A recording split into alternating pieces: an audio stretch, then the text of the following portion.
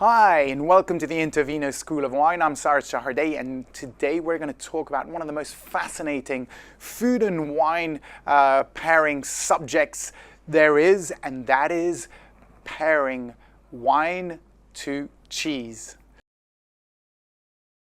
So, as I said, this is one of the most the most common questions we get asked is what type of wine should I be having with this cheese or that cheese? And the first advice I'm going to give you is often the most surprising one, the one most people often think I'm completely crazy, and that is not to go for red wine. If you're having cheese, go for white wine. There are only a few exceptions where red wine is going to pair up well with cheese. Why?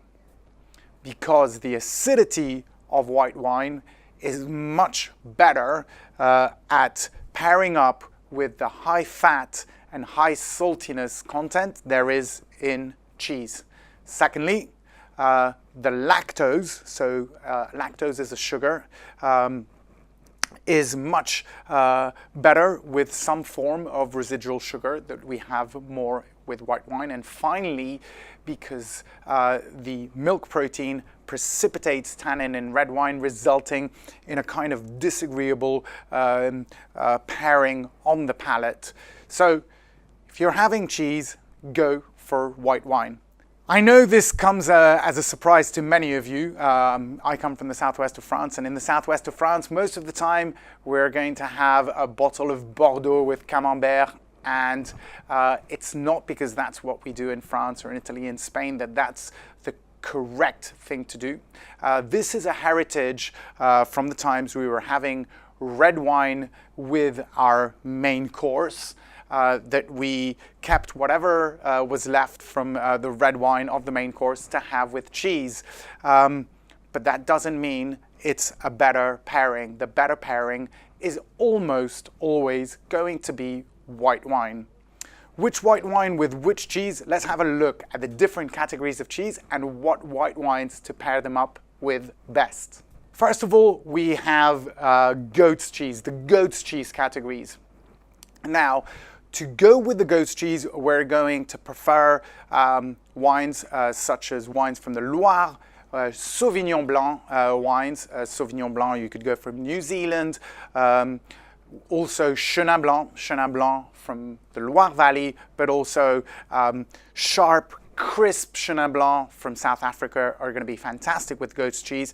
And you could also go with some dry Rieslings or some very dry, crisp Chardonnays, or aligoté, grape variety from Burgundy, which is also fantastic to have with goat's cheese. Then we go into one of my favorite categories, which is soft cheese with a washed rind, often washed with some form of wine or alcohol. Cheeses such as Epoisses, Maroilles, Münster, Taleggio. All these cheeses are going to need big, powerful, rich white wines, ideally with a bit of age. So Burgundy wines with a bit of age, such as Meursault, Chassagne, or even some of the Chablis Grand Cru, more matter, more consistency in the wine and cheese pairing, with a bit of age are going to be superb.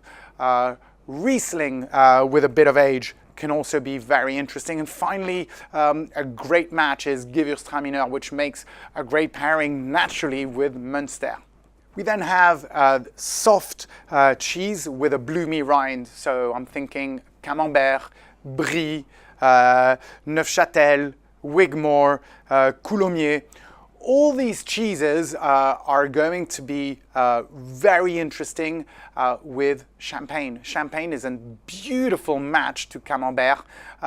So can other sparkling wines can also be especially good matches, especially when we have those chalky notes.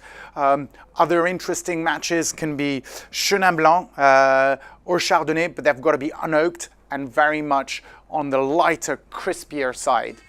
We then have our hard cheeses, so the likes of Manchego, Gouda, Edam, Comté, cheddar, of course, provolone, pecorino.